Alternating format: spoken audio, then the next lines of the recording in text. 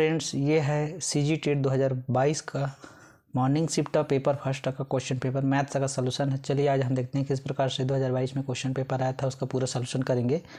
ठीक है, तो आपका हमारे चैनल में बहुत बहुत स्वागत है। चलिए देखते हैं किस टाइप से क्वेश्चन आया है। तो यहाँ पर देखिए गणित का भाग है, फोर्थ भाग है। यहाँ पर 91 नंबर है। यहाँ पर बोला है व्यक्ति ए किसी काम को 20 दिन में करता है, उसी काम को व्यक्ति ए और बी मिलकर 15 दिन में करते हैं। यदि उनको पूरे काम के लिए 400 रुपये दिया जाता है तो दोनों का बंटवारे में कितना कितना आएगा। ठीक है, यहाँ पर ऑप्शन दे दिया है ABCD करके। ठीक है, तो चलिए इसका सॉल्यूशन देखते हैं। अब मान लेते हैं अभी यहाँ पर देखिए, यहाँ पर A है, ठीक है ना। A है किसी कार्य को कितने दिन करने में लगाता है, 20 दिन। ठीक है, और जब A और B दोनों मिल जाते हैं तो उसी कार्य को, ठीक है, कितने दिन लगाते हैं, 15 दिन। अब देखिए कुल कार्य यहाँ पर हम लोग निकालेंगे। ठीक है, कुल कार्य। अब कुल कार्य कितना बन रहा है देखिए, इसके इन दोनों का, ये 20 है, ये 15 है, इन दोनों का लघुत्तम लेंगे तो 60 आएगा। कितना आएगा, 60 आएगा। अब देखिए A का एक दिन में कितना यूनिट कार्य करता है, यहाँ पर 20 दिया 60, 3 हो गया। और जब A और B मिलते हैं तो यहाँ पर 15 चौक 60। कहने का मतलब ये है कि यहाँ पर जब A और B दोनों मिलके काम करते हैं तब ये एक दिन में 4 यूनिट काम कर रहे हैं और A अकेला 3 यूनिट काम कर रहे हैं। तो अब यहाँ पर देखिए A कितने यूनिट काम किया, मतलब 3, और B कितना करेगा, यहाँ से देखिए A + B = 15 है, तो यहाँ से घटा देंगे तो मतलब ये एक ही यूनिट काम कर रहे हैं ना। यहाँ पर दोनों में अंतर कितना है, यहाँ पर 4 है, ठीक ना। तो 4 में से 1 घटा देंगे तो ये B का कार्य निकल जाएगा, यहाँ पर 1 आएगा, दोनों मिलाएंगे तो 3 1 4 यहाँ पर बन जाएगा। अब देखिए यहाँ पर दे दिया है कि दोनों को कितना दिया जाता है, यहाँ पर A और B का अनुपात आ रहा है, यहाँ पर कितने का, 400 रुपये दिए, ठीक है ना। तो अनुपात में ले लेते हैं इसको, A का कार्य को 3x है और B का कार्य को x ले लेते हैं, ठीक है। और दोनों का कुल कितना दे दिए, यहाँ पर 400 रुपये दिए। तो देखिए दोनों का हिस्सा में कितना आएगा, 3x से ये कितना हो जाएगा, ये 4x हो जाएगा, ठीक है। तो कहने का मतलब यहाँ पर एक कट जाएगा तो x बराबर यहाँ क्या जाएगा, 100, क्या जाएगा 100। तो देखिए A को कितने मिलेगा, यहाँ पर 3x है, मतलब 3 × 100 बराबर 300।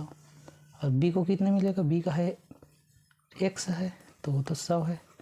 तो यहाँ पर देख लीजिए A में आंसर यहाँ पर दिया है, ये ऑप्शन नंबर A इसका करेक्ट हो जाएगा। A को 300 रुपये मिलेगा और B को 100 रुपये। चलिए नेक्स्ट क्वेश्चन देखते हैं। 92 क्वेश्चन है, सेकंड नंबर। सीखना यानी रटना किस मॉडल का सूचक है, तो ऑप्शन नंबर B इसका करेक्ट आंसर हो जाएगा। चलिए नेक्स्ट क्वेश्चन देखते हैं। 93 नंबर। रोहित को अनुभव होता है कि वर्ग एक समचतुर्भुज और आयत है, वह चिंतन के किस चरण में है, ठीक है ना। तो देखिए जो वर्ग होता है और एक समचतुर्भुज होता है वो थोड़ा सा डिफरेंस रहता है। ये रहता है कि जैसे ये वर्ग जो है, वर्ग में कैसे रहेगा, ये जो है आपका वर्ग हो गया और इसी को थोड़ा सा समचतुर्भुज में वर्ग ही टाइप का रहता है, बस इसका जो है, ठीक है, इस टाइप से आकृति आ जाता है।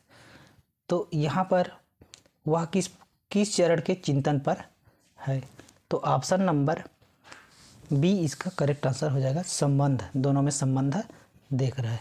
चलिए नेक्स्ट क्वेश्चन देखते हैं। यहाँ पर 94 नंबर का क्वेश्चन बोल रहा है प्रत्येक अभाज्य संख्या के 2 गुणनखंड होते हैं, प्राथमिक स्तर पर इसे सिद्ध करने के लिए किस पद्धति का पालन किया जाना चाहिए, तो इसका हो जाएगा ऑप्शन A इसका करेक्ट आंसर हो जाएगा। तो ऑप्शन A इसका करेक्ट आंसर हो जाएगा, आगमनात्मक। चलिए नेक्स्ट क्वेश्चन देखते हैं। यहाँ पर दिया है तो यह है 95 नंबर का क्वेश्चन। सोच की वृद्धि और गणितीय संकल्पनाओं के विकास के बीच एक निकट संबंध को किसमें स्थापित किया जा सकता है? तो इसका आंसर है ऑप्शन नंबर सी, अनुसंधान। चलिए नेक्स्ट क्वेश्चन देखते हैं। 96 नंबर क्वेश्चन है, गणित अधिगम का मूल्यांकन मूलतः होना चाहिए ए निदानात्मक, बी योगात्मक, सी रचनात्मक और डी है उपरोक्त सभी। ठीक है, तो निदानात्मक, योगात्मक, रचनात्मक, उपरोक्त सभी इसका करेक्ट आंसर चला जाएगा। तो डी इसका करेक्ट आंसर हो जाएगा। चलिए नेक्स्ट क्वेश्चन देखते हैं। तो यहाँ पर देखिए क्वेश्चन में 97 नंबर में बोला है, एक क्षतिग्रस्त कुर्सी जिसका मूल्य 110 रुपये है उसे 10% हानि पर बेचा जाता है, तो कुर्सी का विक्रय मूल्य ज्ञात कीजिए। यहाँ पर एक सिंपल सा फार्मूला लगाना है क्रय विक्रय से संबंधित। ठीक है, तो देखते हैं। चलिए तो यहाँ पर देखिए हल करते हैं इसको। ठीक है, यहाँ पर अब क्या क्या दिया है उसको देख लेते हैं। दिया है क्षतिग्रस्त कुर्सी है जिसका मूल्य 110 रुपये है। ठीक ना, और उसे 10% हानि पर क्या करते हैं, यहाँ पर बेच रहे हैं। अब यहाँ पर ये देखिए, यहाँ पर इसको मान लेते हैं क्रय मूल्य। क्या बोलते हैं? क्रय मूल्य। ठीक है, 110 रुपये। अब यहाँ पर हानि का प्रतिशत दिया है। हानि कितना प्रतिशत का हो रहा है? यहाँ पर 10% का, और हमको चाहिए विक्रय मूल्य ज्ञात करना है। अब यहाँ पर सिंपल से विक्रय मूल्य का फार्मूला लगा देंगे लाभ हानि से। यहाँ पर विक्रय मूल्य बराबर क्या होता है? क्रय मूल्य, है ना, और यहाँ पर 100 माइनस, अगर हानि हो रहा है तो यहाँ पर माइनस करेंगे, और अगर लाभ होता तो यहाँ पर प्लस कर दें। ठीक है, बटे 100। अब यहाँ पर देखिए आप लोग,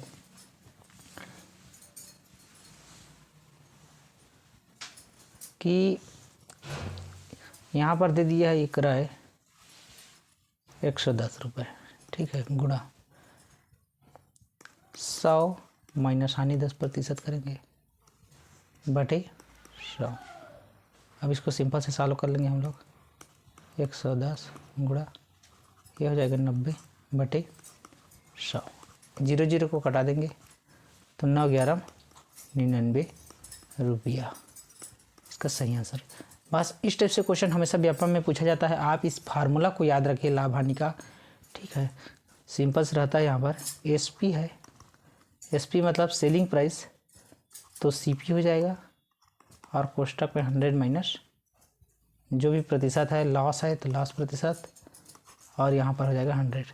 और अगर हमको सीपी चाहिए तो इसको बस एसपी गुणा 100 कर देते हैं, divide by 100 minus L loss. तो इस फार्मूला को लगाते हैं, और अगर यहाँ पर लाभ होता तो प्लस कर दे। तो ऑप्शन नंबर बी इसका करेक्ट आंसर हो जाएगा। चलिए नेक्स्ट क्वेश्चन देखते हैं, आपको समझ आ गया होगा। यहाँ पर क्वेश्चन बोला है 98 नंबर में, दो सम पूर्णांकों का योग सदैव सम होता है, किस विधि से यह सिद्ध किया जा सकता है? ठीक है, तो ऑप्शन नंबर बी इसका करेक्ट आंसर हो जाएगा, प्रत्यक्ष उपपत्ति। ठीक है, तो आंसर नंबर बी इसका करेक्ट आंसर हो जाएगा। चलिए नेक्स्ट क्वेश्चन देखते हैं। 99 में दिया है, सूचना के ज्ञात अंशों को एक साथ रखना और ज्ञात से अज्ञात की ओर बढ़ना। ठीक है, तो इसका करेक्ट आंसर हो जाएगा ऑप्शन नंबर 20 का करेक्ट आंसर चला जाएगा संश्लेषणात्मक विधि। ठीक है, या सिंथेटिक मेथड। तो ऑप्शन नंबर 20 का करेक्ट आंसर चला जाएगा। नेक्स्ट क्वेश्चन देखते हैं 100 नंबर, मौखिक उदाहरण विद्यार्थियों में किस शक्ति को विकसित करते हैं? ठीक है, तो विचार शक्ति, तर्क शक्ति, कल्पना शक्ति, उपरोक्त सभी। तो उपरोक्त सभी इसका आंसर हो जाएगा। इसका करेक्ट आंसर डी होगा। चलिए नेक्स्ट क्वेश्चन देखते हैं 101 नंबर, एक लड़का 20 मिनट में 960 शब्द टाइप कर सकता है, प्रति घंटे में उसके टाइपिंग की गति क्या होगी। अब देखिए 20 मिनट है, अब 20 मिनट दे दिया है और यहाँ पर 1 घंटा है, तो 20 मिनट 1 घंटा मतलब 60 मिनट, मतलब ये 3 गुना है। तो हम लोग ये 960 का भी 3 गुना कर देंगे तो इसका आंसर हमको मिल जाएगा। ठीक है,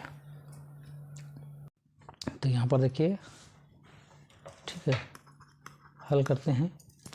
यहाँ पर 20 मिनट में कितना कर रहा है ये, 960। 1 घंटा मतलब इसका 3 गुना है ना, 1 घंटा करेंगे तो यहाँ पर 3 गुना यहाँ पर गुणा कर देंगे, है ना, क्योंकि 20 × 60 होता है, इसलिए 1 घंटा में परिवर्तन कर दीजिए। अब यहाँ पर गुणा कर दीजिए, 6 × 18 = 8 और सीले 9 × 27 = 28। ठीक है, तो 2880 जो कि ऑप्शन नंबर ए में दिया हुआ है, इसका करेक्ट आंसर हो जाएगा। बहुत ही लॉजिकल क्वेश्चन था, स्पष्ट क्वेश्चन था कि हमको ये पता होना चाहिए कि 20 है ना, ये सबको लगभग पता ही होता है कि भाई मिनट में दिया है, घंटा में कन्वर्ट करते हैं तो कितना कमी है, तो उस हिसाब से हम 3 का गुणा कर दिए तो ऑप्शन आ गया। चलिए नेक्स्ट क्वेश्चन देखते हैं। यहाँ पर बोला है 102 नंबर में, यदि किसी बेलन की त्रिज्या और ऊंचाई क्रमशः r और h है तो बेलन का आयतन होगा। तो ये तो सीधा सीधा फार्मूला पूछ रहा है ना। तो बेलन का आयतन क्या होता है, आयतन बेलन का आयतन होता है आयतन v = πr²h, जहाँ r इसका क्या है, त्रिज्या है और h ऊंचाई है, जो कि यहाँ पर ऑप्शन नंबर सी में इसका दिया है। आपको क्षेत्रमिति का पूरी तरह से फार्मूला याद होना चाहिए, है ना, क्योंकि क्षेत्रमिति से बहुत ज़्यादा क्वेश्चन आता है। ठीक है, तो ये अगर किसी को याद रहेगा तो इसको 1 नंबर तुरंत मिल जाएगा। चलिए नेक्स्ट क्वेश्चन देखते हैं। 103 नंबर यहाँ पर बोला है 6 सेंटीमीटर × 5 सेंटीमीटर माप के आकार के कागज़ की किनारे से 3 सेंटीमीटर और 2 सेंटीमीटर माप का कागज़ का टुकड़ा काटा गया। ठीक है, यहाँ पर काट के दिखा रहे हैं। तो बचे हुए कागज़ के टुकड़े का क्षेत्रफल क्या होगा। अब यहाँ पर जो बचा हुआ क्षेत्रफल है वो ये वाला बच जाएगा, है कि नहीं। ठीक है, तो चलिए देखते हैं, तो सॉल्यूशन करके देखते हैं। अब देखिए यहाँ पर कागज़ का टुकड़ा है 6 और 5 का। ठीक है, हल करते हैं। यहाँ पर कागज़ का टुकड़ा ले लेते हैं पहले। ये है एक कागज़ का टुकड़ा है, यहाँ 6 सेंटीमीटर दिया हुआ है और यहाँ 5 सेंटीमीटर दिया हुआ है। इसका क्षेत्रफल ज्ञात करेंगे, है ना।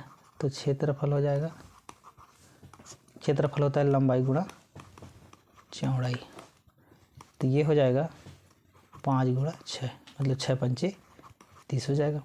अब देखिए दूसरा पोजीशन में क्या बोल रहा है कि इसी कागज़ में यहाँ पर वो इतना को ये काट के क्या करेगा, निकालने वाला है इतना को।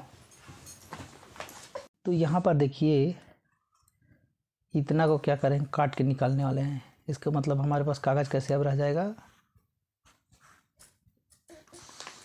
इस स्टेप से ये वाला पोर्शन क्या हो जाएगा, बाहर हो जाएगा। ये वाला जिसका दिया है ये 3 दिया है, इसका 2 दे दिया है। तो इसका क्षेत्रफल देखते हैं, इसका भी क्षेत्रफल लंबाई गुणी चौड़ाई रहेगा, तो हो जाएगा 3 × 6। अब देखिए यहाँ पर कागज़ बचे हुए कागज़ के टुकड़े का क्षेत्रफल है ना, बचे हुए कागज़ के टुकड़े का क्षेत्रफल कितना हो जाएगा।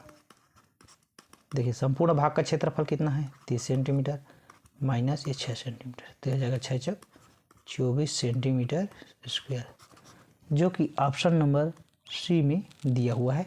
तो इसका करेक्ट आंसर हो जाएगा। नेक्स्ट क्वेश्चन देखते हैं। निम्नलिखित में से गणित की प्रकृति का संबंध किससे नहीं है। तो ऑप्शन सी इसका करेक्ट आंसर हो जाएगा, विस्तारित अभिव्यक्ति से। नेक्स्ट क्वेश्चन देखते हैं। भिन्न 3/16 को प्रतिशत में बदलिए। ठीक है, तो कोई भी भिन्न को प्रतिशत में कैसे बदलते हैं, उसमें 100 का गुणा कर दीजिए। चलिए देखते हैं हल इसका। तो कोई भी भिन्न है उसको प्रतिशत में बदलने का सिंपल तरीका होता है कि आप उस भिन्न को, जैसे यहाँ पर 16/3 जो है, गुणा क्या कर देंगे 100। तो ये हो जाएगा देखिए यहाँ पर ये 4 से कटेगा, 4 चौक और 4 25 तो ये हो जाएगा 3 गुणित 25 डिवाइड बाई 4। आगे इसका हो जाएगा 25 दिए 75 बटे 4। अब 75 और 4 को भाग दे दीजिए, सिंपल सा कटा दीजिए, तो इसका जो आंसर आएगा वही प्रतिशत, ये सब प्रतिशत में रहेगा, है ना, क्योंकि 100 हमेशा प्रतिशत में रहता है। तो इसको सिंपल से गुणा कर दीजिए, जैसे कि देखिए यहाँ पर करके बता देता हूँ। यहाँ पर 4 है, 4 एकम 4, 3 बच गया, 5 हो गया, 4 सत्ते 28, 4 अट्ठे 32। तो यहाँ पर हमारे पास 3 बच जाएगा। अब यहाँ पर देखिए अभी तो छोटा हो गया ना, पॉइंट लगा दीजिए, शून्य बढ़ा दीजिए, और ये 4 सत्ते 28, फिर आ जाएगा 2, फिर शून्य लग दीजिए, 4 पंचे 20। तो ये उसका सॉल्यूशन हो जाएगा, जो कि ऑप्शन नंबर आपको ए में दिखाई दे रहा था। बहुत ही ईजी क्वेश्चन था। चलिए नेक्स्ट क्वेश्चन देखते हैं। 106 नंबर, निम्नलिखित भिन्न को बढ़ते क्रम में लिखिए। अब बढ़ते क्रम में यहाँ पर भिन्न दे दिया है, आंसर यही रहता है, बस इसको रीअरेंज कर दिया गया है। अब बढ़ते क्रम क्या होता है, संख्या को पहले छोटा संख्या, सबसे छोटा संख्या, फिर बड़ा संख्या, फिर उससे बड़ा, ऐसे करते जाएंगे, बढ़ते क्रम बन जाता है। अब यहाँ पर आपके पास इस क्वेश्चन में या तो इसको आप दशमलव में बदल लीजिए, है ना, या तो नीचे का अंश को या सॉरी हर को समान कर लीजिए, है ना, तो भी बन जाएगा। तो चलिए इसको हम लोग बनाते हैं। देखिए यहाँ पर हमारे पास है, हल करते हैं इसको।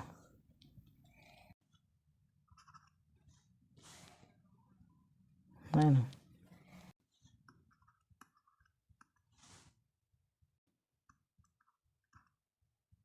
तो देखिए क्या हो रहा है, यहाँ पर हमारे पास है 9/14, ठीक ना, इसको दशमलव में बदल लेते हैं। तो इसको बस सिंपल से भाग देना है हमको।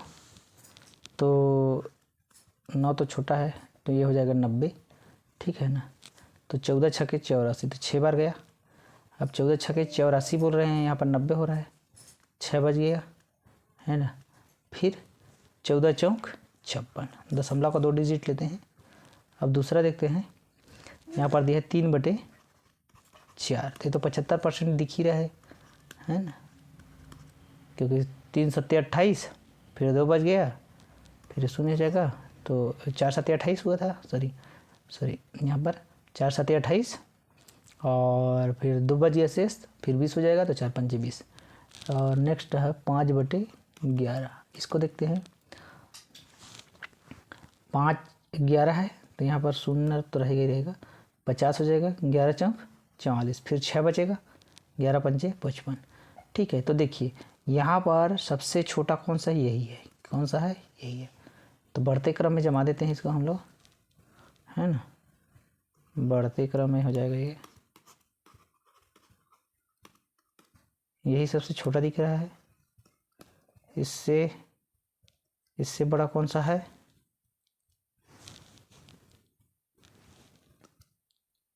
0.64, और इससे बड़ा कौन सा है, 0.75, ठीक है। तो यहाँ पर देखिए किसका मान है, 5/11 का, एक इसका मान है 9/14 का, और ये किसका मान है 3/4 का। तो देखिए कौन सा ऑप्शन मैच किया हमको, 5/11 फिर 9/14, तो ऑप्शन सी इसका क्या हो जाएगा, करेक्ट आंसर हो जाएगा, ठीक है, ऑप्शन सी जा रहा है यहाँ पर। चलिए अगला क्वेश्चन देखते हैं।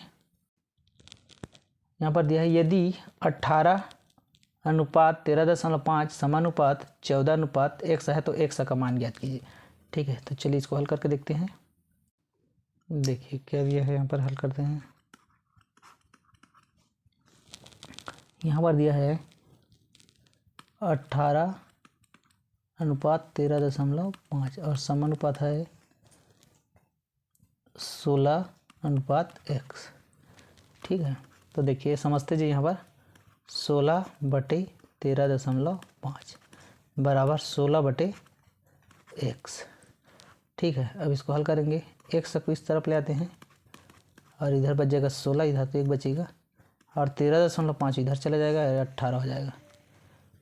ठीक है, अब हम इसको थोड़ा सा और इसका दशमलव को हटा देते हैं। ये 13.5 है, ये बटे 10 हो जाएगा इसका, गुणा 18। ठीक है, अब यहाँ पर देखिए आप, ये 9 से कट जाएगा, 9 दूनी। ठीक है, 9 एकम 9, 4 बच जाएगा, 9 पंचे 45। ठीक है, और यहाँ पर 2 बचा है, यहाँ पर 16 बचा है, 16 बटे 1 गुणित 15 बटे 2। तो 2 एकम 2 अट्ठे 16, तो 15 अट्ठे कितना होता है 100, 15 अट्ठे 120, इसका सही आंसर हो जाएगा।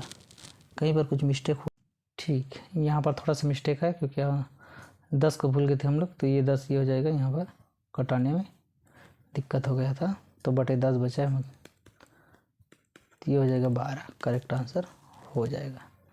ठीक है, क्योंकि ये कट जाएगा। अब इस टाइप से क्वेश्चन आएगा, सिंप्लीफिकेशन क्वेश्चन है। देखिए कटाने में थोड़ा सा आप ध्यान दीजिएगा, क्योंकि कटाते हैं कुछ भूलते हैं तो ऑप्शन नहीं आएगा, तो थोड़ा सा आपको प्लस माइनस गुणा भाग को थोड़ा सा गणित में स्ट्रॉन्ग करने की आवश्यकता होगी। ठीक है, तभी इसका करेक्ट आंसर हो पाएगा। तो बस कुछ नहीं करना था, यहाँ पर कटाना बस था। नेक्स्ट क्वेश्चन देखते हैं। गणित शिक्षण में सांप और सीढ़ी के खेल का उपयोग अत्यधिक उपयुक्त होगा उन अवधारणाओं को विकसित करने के लिए जो संबंध है।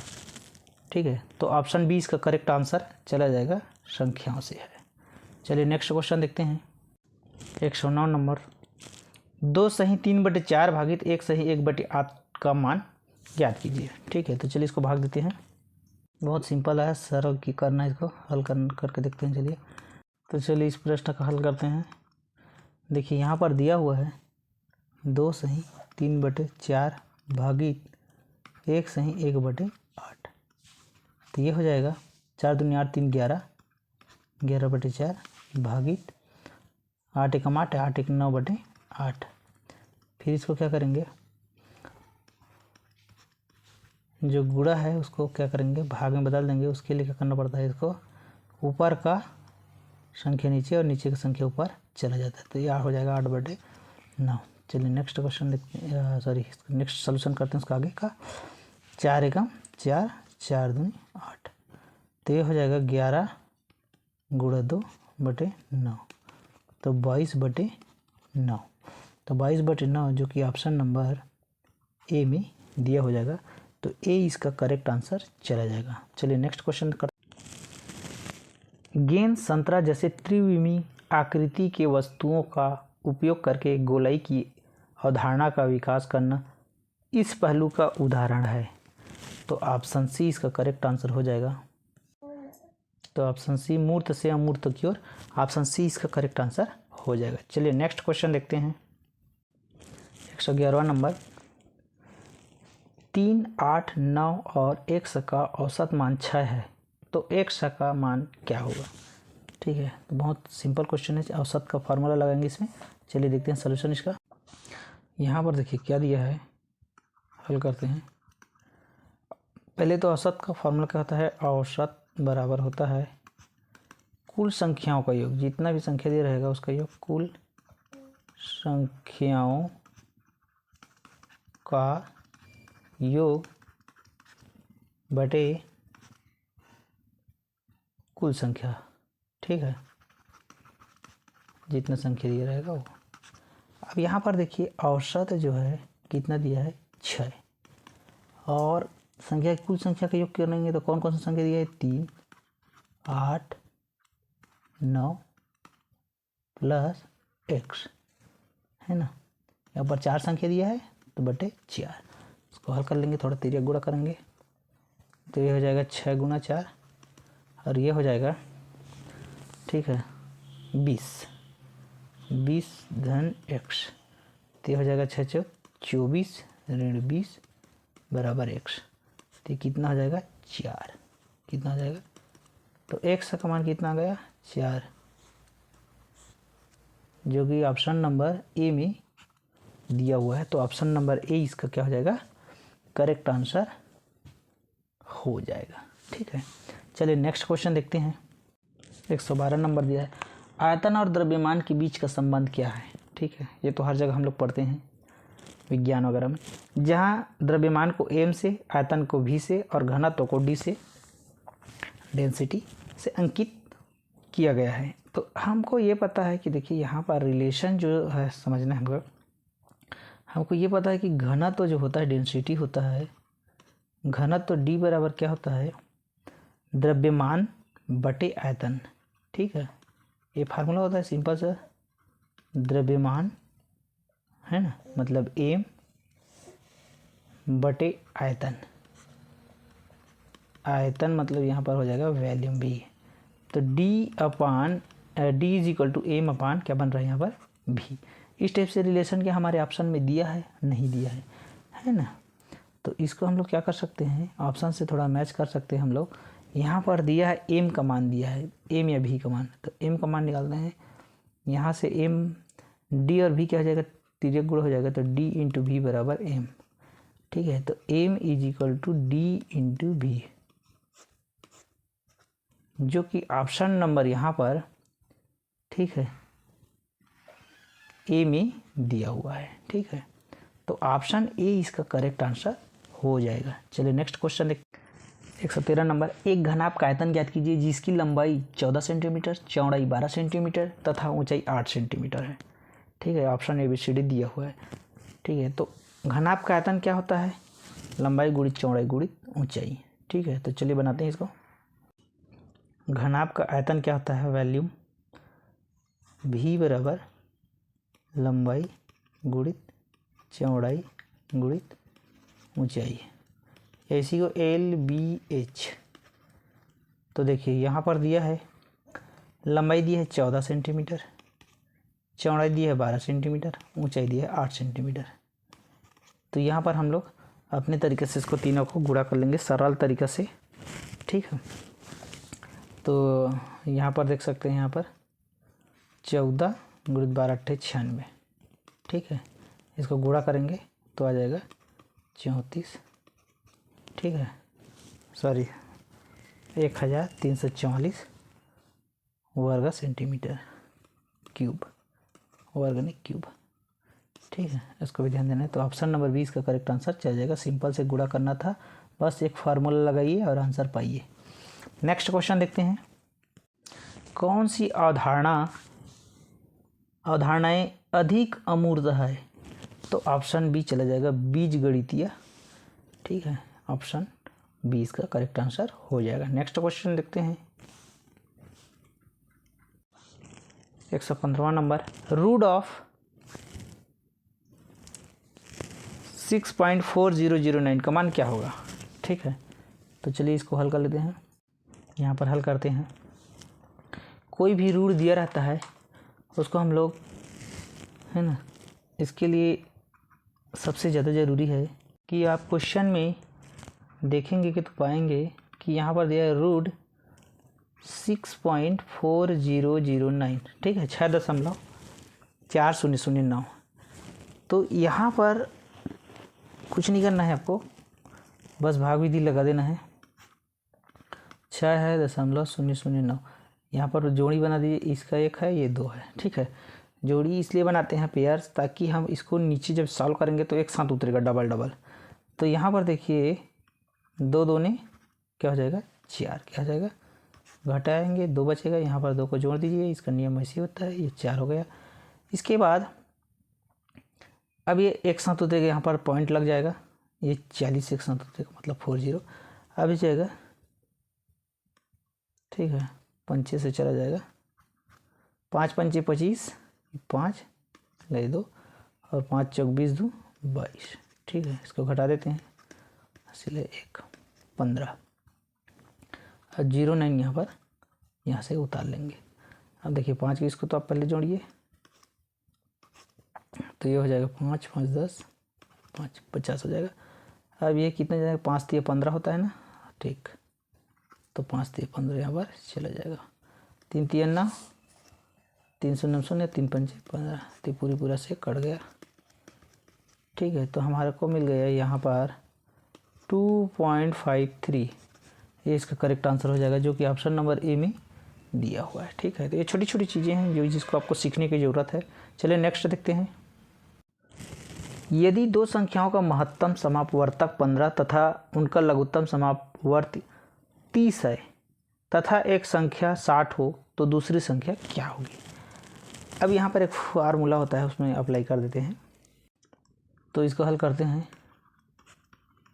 देखिए इसका फार्मूला होता है, जब आपके पास महत्तम समापवर्तक दिया है, मतलब HCF दिया है 15, LCM दिया है लघुत्तम समापवर्तक, इसको बोलते हैं 300, एक संख्या 60 है, मान लीजिए एक संख्या A है ना, बराबर 60 है, तो दूसरा संख्या यहाँ पर ज्ञात करना है। दूसरा संख्या B हमको पता नहीं है, तो इसका एक फार्मूला होता है, सूत्र, कि पहला संख्या गुणित दूसरा संख्या, ठीक है ना, पहला संख्या, इसको पहला समझिए, पहला संख्या गुणा दूसरा संख्या बराबर होता है LCM गुणित HCF। इसी को AB की फॉर्म में मैं लिख दिया हूँ, है ना, A into B LCM HCF। तो कुछ नहीं करना है, यहाँ पर ये 60 है, हमको B चाहिए। यहाँ पर LCM दिया है 300 और HCF दिया है 15।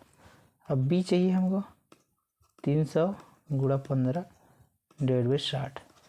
6 का एक एक शून्य कट जाएगा यहाँ पर 60 का। अब यहाँ पर 6 एक कम 6 पंचे, तो 5 गुणित 15 मतलब 15 पंचे 75। 75 इसका करेक्ट आंसर हो जाएगा, जो कि ऑप्शन नंबर C में इसका दिया हुआ है। बस ये फार्मूला आपका मेन था, इसको थोड़ा सा याद कर लीजिए, फिर ही आपका सॉल्यूशन हो जाएगा। चलिए नेक्स्ट क्वेश्चन देखते हैं। यहाँ पर दिया है, पूछा रहा है 117 नंबर, निम्नांकित में से कौन सा संबंध सही है। तो देखिए हमको ये पता है, ये ऑप्शन देखने से पहले आप इसमें कन्फ्यूजन होने के बजाय ये कीजिए कि यहाँ पर हमको ये पता है कि चाल बराबर दूरी बटे समय होता है। ठीक है, ये हमको याद रहना चाहिए। तो क्या इस टाइप से दिया हुआ है, ये दिया हुआ है ऑप्शन नंबर B में। ठीक है, तो ऑप्शन B इसका करेक्ट आंसर चला जाएगा। चलिए नेक्स्ट क्वेश्चन देखते हैं। ये पूछ रहा है 450 रुपये की राशि के लिए साधारण ब्याज को 4.5% प्रति वर्ष की दर से ब्याज के रूप में 81 रुपये प्राप्त करने में कितना समय लगेगा। ठीक है, तो इसमें साधारण ब्याज बोला है, साधारण ब्याज का सूत्र लगा देंगे। देखिए यहाँ पर दिया क्या क्या है, उसको हम लोग पहले यहाँ पर लिख लेते हैं, है ना। क्या क्या दिया है, पहली बात तो यहाँ पर है राशि दिया है, मतलब मूलधन है, ठीक ना, मूलधन P मान लेते हैं इसको। ये दिया है 450 रुपये। दूसरा दे दिया है यहाँ पर ब्याज, साधारण ब्याज का दर दिया है, तो दर हो जाएगा, दर को हम लोग R से प्रदर्शित करते हैं, इसको 4.5। और समय ज्ञात करना है, यहाँ पर ब्याज दे दिया है, ब्याज को बोलते हैं SI, सिंपल इंटरेस्ट, 81 रुपया। और हमको चाहिए यहाँ पर समय हमको ज्ञात करना है, तो हमको ये पता है कि साधारण ब्याज बराबर क्या होता है, मूलधन गुणित दर गुणित समय और सबके बाटे में 100। अब यहाँ पर देखिए, यहीं पर लिख देता हूँ, ब्याज दे 81 रुपये, मूलधन दिया है 450 रुपये, दर दे दिया है 4.5 दिया है, समय मालूम नहीं है, और ये बटे में रह जाएगा 100। अब इसको तिरिया गुणा कर देंगे, 81 गुणा 100 हो जाएगा इधर, और 450 गुणा, इसको दशमलव हटा देंगे, तो एक दशमलव इसलिए बटे में 10 लिख देंगे, गुणा समय। अब यहाँ पर ये कट जाएगा। अब इसको 81 गुणित 100 डिवाइड बाई 45 गुणा 45, ये समय रहेगा। अब यहाँ पर देखिए 9 से घटा दीजिए इसको, 9 नहीं होता है, 9 पंचे होता है, 9 एकम 9 पंचे, तो यहाँ पर क्या बच रहा है, ऊपर में 100 बचा और नीचे में 5 गुणा 5 बचा है, तो इसको भी कटा देंगे हम लोग। 100 बटे 5 पंचे 25, तो हो जाएगा 25 चौक 100 होता है। तो 4 वर्ष कितना हो जाएगा ये, 4 वर्ष, जो कि ऑप्शन नंबर 20 का करेक्ट आंसर हो जाएगा। चलिए नेक्स्ट क्वेश्चन देखते हैं। यहाँ पर बोला है किस मॉडल में चरण दर चरण सीखने को सीखना माना जाता है, तो ऑप्शन बी प्रोग्रामिंग मॉडल इसका करेक्ट आंसर हो जाएगा। चलिए नेक्स्ट क्वेश्चन देखते हैं। निम्नलिखित में से क्या गणितीय शिक्षण के मूल्यांकन का आयाम नहीं है, तो स्वरूप और कार्य पद्धति इसका करेक्ट आंसर हो जाएगा। ऑप्शन नंबर 20 का सही आंसर हो जाएगा। तो ये था 2022 टीईटी का पेपर था मॉर्निंग शिफ्ट का, जो कि बहुत अच्छा आया हुआ था। निश्चित रूप से ये जो है वीडियो आपको बहुत हेल्पफुल रहेगा, तो आप इस वीडियो को ज़्यादा से ज़्यादा देखिए। अच्छा लगता है तो किसी और ज़रूरतमंद को, किसी और दोस्तों में बांटिए, इसको दीजिए, शेयर कीजिए, ठीक है। और निश्चित रूप से ये जो है आपके लिए हेल्पफुल रहेगा। आप अच्छे से अच्छा तैयारी कीजिए, ठीक है। Okay, thank you for watching.